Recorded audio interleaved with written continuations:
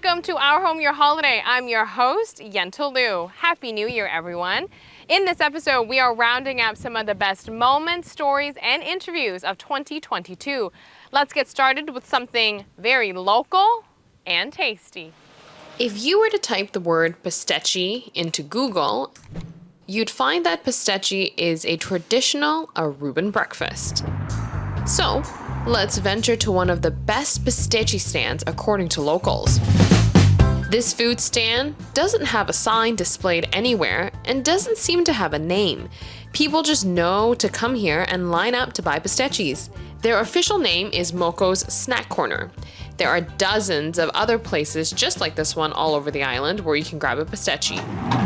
Ham and cheese, beef, chop soy, chicken, and tuna are the 6 standard flavors of pistecchi. Rita Tromp, who spends many mornings sitting and watching customers come and go at this pistecchi stand, has a good handle on which ones are the most in demand. Yan, ang tiba nito gusto di kishbas, tito gusto chop soy, tito gusto di ham and cheese, itinda gusto di kapel, because es una más gusta da queijo with ham and cheese. Ham de queijo with ham and cheese. Although pistechis are a typical Aruban breakfast, there's many people who haven't tried it before. So, let's see who's hungry. All right, so we're gonna try a pistecchi for the first time ever. Who wants to try first? I'll try. Okay, here you go. So we're trying the pistecchi. This is our first time trying it, and let's try it. Try it out. It's actually really good. I'm not even joking. It's really good. Yeah, it is. Nice. So nice when you get into it. Very nice. Oh wow, it's really good. It's like a ham and cheese. It's like a ham and cheese on a croissant, exactly. So good. Mine. Oh, it's delicious. The bread is really good. That's so good. So can you taste what's inside? What kind do you have there? I have ham and cheese. It's so delicious. You want more? Cheesy. You can't taste much of the pistachio. No, it's not a pistachio, it's a pistecchi. That's what it's called. Oh, Pistecchi. Not a so pistachio. sorry. So sorry. So this is like our first walk to try and find something to eat. So I'm glad that we happened upon this because this is so good. I've never had any Aruban food. It's a little weird seeing a bunch of McDonald's and Wendy's and everything around here, so it's cool trying something local. Yeah, and different. It's nice. I like it. Very nice. Definitely, we got it Let's go. again. I would have it again because it's different. And when you go to an island, you're supposed to try their natural food, their food, which is very nice. I like it. It tastes like an Right. omelet. Tastes like an omelet and a chicken pot pie Yeah. put together. It's like really good. Yeah. Coming up next is our truncated version of our Sopi di Mondongo story, where we captured one of the best interviews we've had in 2022. Let's take a look. Tripe soup, also known as Sopi di Mondongo on Aruba, is not unique to this particular island, but it is considered a Caribbean delight. The soup is typically well known and prepared in Latin America, the Philippines, and the Caribbean, with Aruba offering some of the best. Tripe, which is the edible lining of stomachs from animals such as cows, may be seen as a delicacy or acquired taste for some, but trust me when I say, don't knock it until you try it. This Caribbean recipe is extremely tasty. There is a place in Oranjestad off of this roundabout that sells out of all of its soups, including Sopi di Mondongo, every single day. Bombini to welcome back snack. All day long, people are coming and going. Most of them are here for soup. The ladies in the kitchen work fast because the orders are constantly coming in.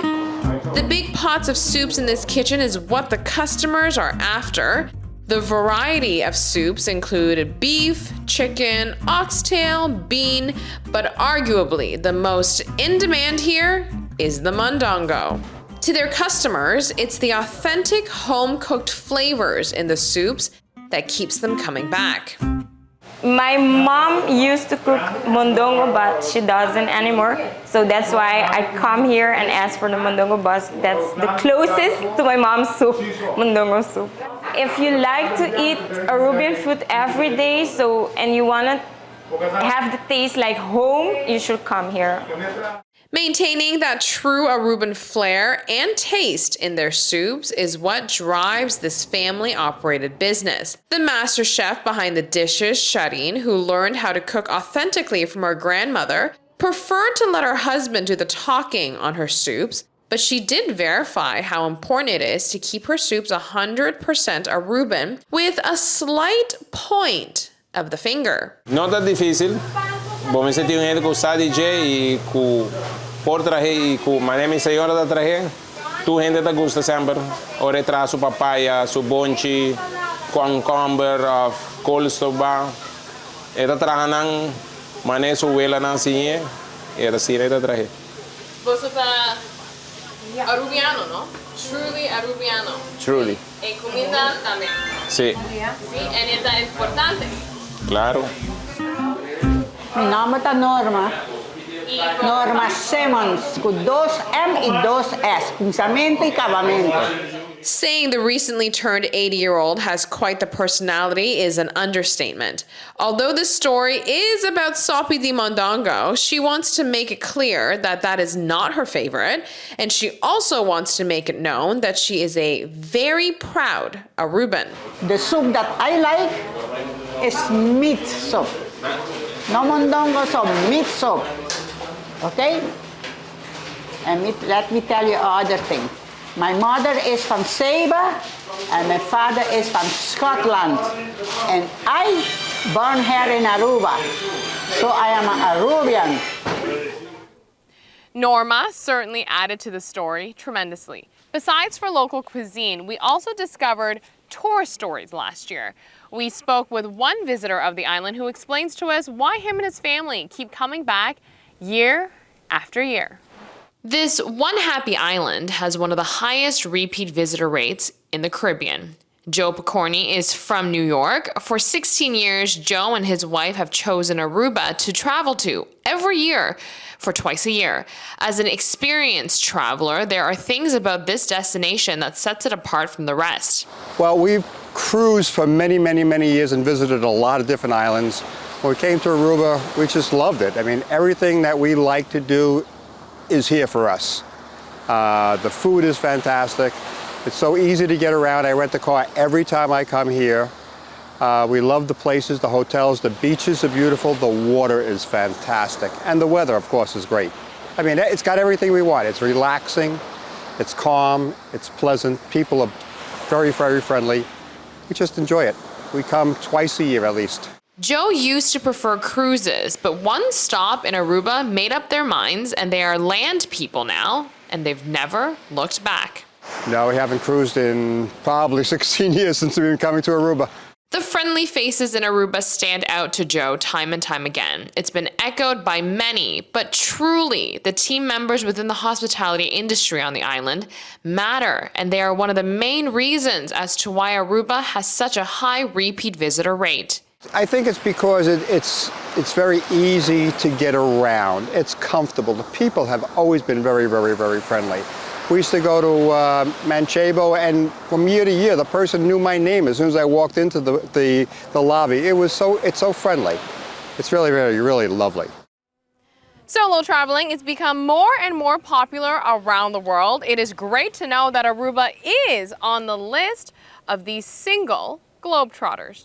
Oana Mondan isn't a typical tourist. She is a solo traveler who has ventured close to 100 countries on her own. According to the visitor from Romania, flying solo when vacationing allows you to fully immerse into the destination and embrace everything that the location has to offer.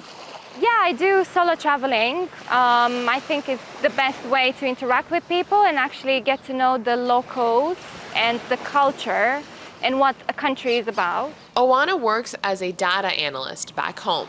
In case you were wondering, she is not an influencer and finances all her trips. Usually when asking tourists what they like about Aruba, the answer varies from the weather to the beaches or even the people. But Oana said something quite surprising. Yes, the best part is that Aruba has a great transportation system. I like using public transport. I feel very safe when I use public transport. And I've been using it here on the island, and I'm very pleased that it goes to the big famous beaches like Arashi. Oana gives us a look into the ideal way to pack as a lone globetrotter. I always travel very light with a backpack, and that's it. I think it saves time, a lot of time. You don't need to wait for your checked-in luggage. And everything fits in a backpack. It's even cheaper. You don't need to pay for the extra checked-in luggage. Well, if I'm all going on an island, I do take my snorkeling gear with me. It's a must. There are too many beautiful fish to look at. And then toiletries, but very small, 100 milliliters. That's what you need, really, for 1 week. And yeah, summer clothes. That's it. You don't need anything extra. Another must-have as a solo traveler is a map. Oana has been on this quest for 7 years now.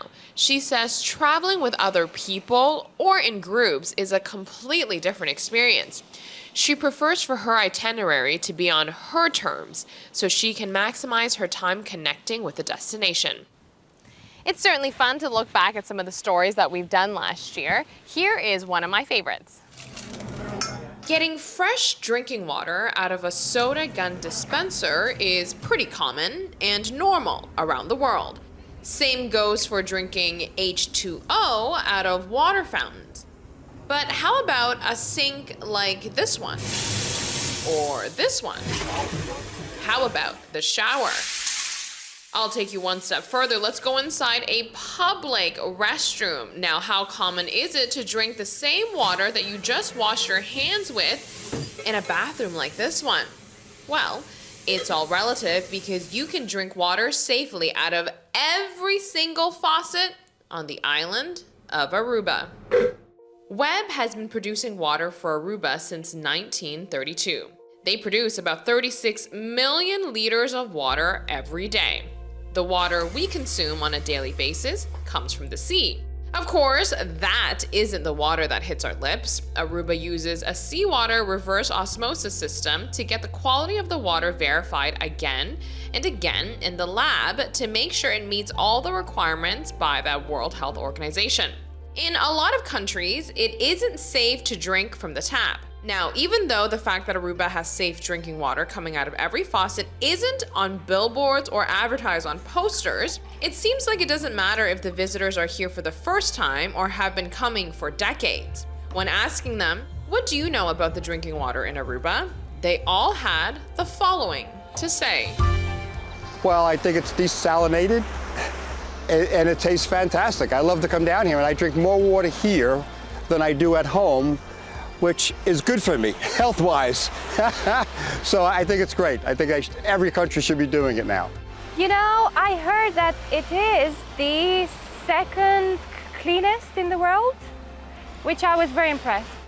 I tell everybody that comes with me, you don't have to buy bottled water, drink it right out of the tap, and they'll never be able to tell the difference. It's that clean and that clear.